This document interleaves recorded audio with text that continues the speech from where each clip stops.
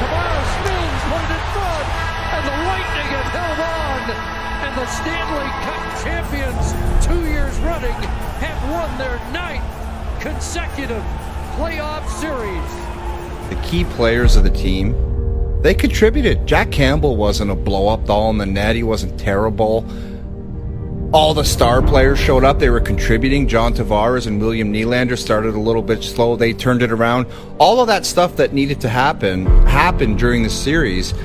But the only thing that mattered in Game 7 was the scoreboard. That's all that mattered, and it was still the same. It's a loss. It's not good enough. Yeah, I don't know who's defining this it's not as bad as it was in the past metric.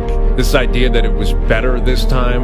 It had a different look. It had a different look to it. Smelled different, but it's still the same It's result. still the exact same result. It's the exact same result. They lost again. They lost. And what has been established here, this is what happened over the last 2 weeks and what happened on Saturday night. The team that knows how to win, won.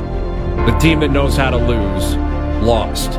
The Maple Leafs are a dynasty of losing.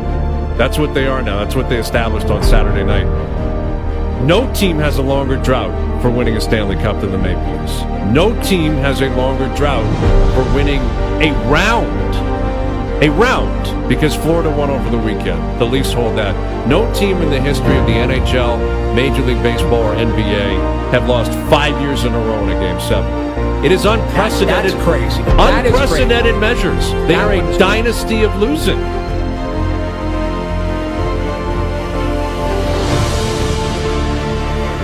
First of all, if you were to say at the beginning of the year that Toronto was losing in the first round, I think we would have felt this would have meant massive changes in hockey operations behind the bench and on the roster. I don't feel that way tonight. They lost. They finished fourth in the regular season, and they lost by 1 goal in Game 7 to the two-time defending Stanley Cup champions who put on a clinic in the third period tonight. I don't think this team needs massive changes on or off the ice. I think maybe there need to be some tweaks made, Kelly, but I think if you're looking at this organization and saying we have to fire everybody or make massive changes, I think you're making a big mistake.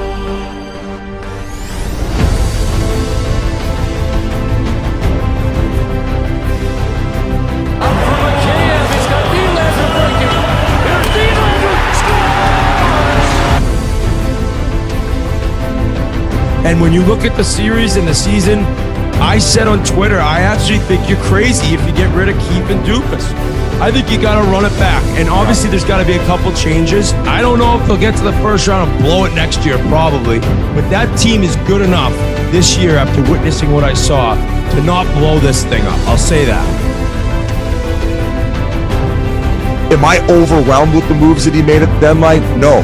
But he risked it on bringing in a guy that he's comfortable with, that he thinks is training and has a mind frame in which he's going to come back and get back to exactly where he was when he was a back-to-back Stanley Cup champion for the Pittsburgh Penguins. I am all in on Dubas. I'm pushing my chips in. I said it a couple podcasts ago. I think they're going to win back-to-back cups. We can talk about, all the things that stand in our way, or we can try and figure out ways to get around them and to get the job done.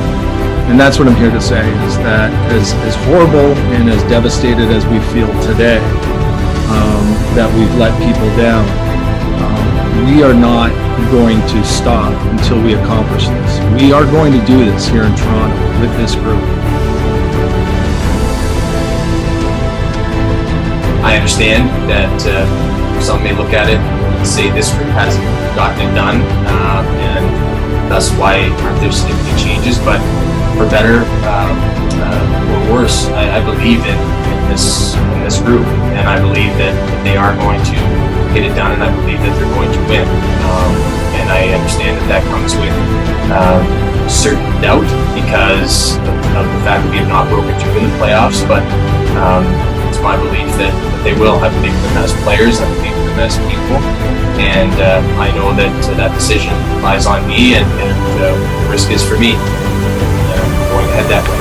So I'm comfortable with it. I believe that we're going to see the best version of this group next season that we've seen yet, and I'm willing to bet everything on that.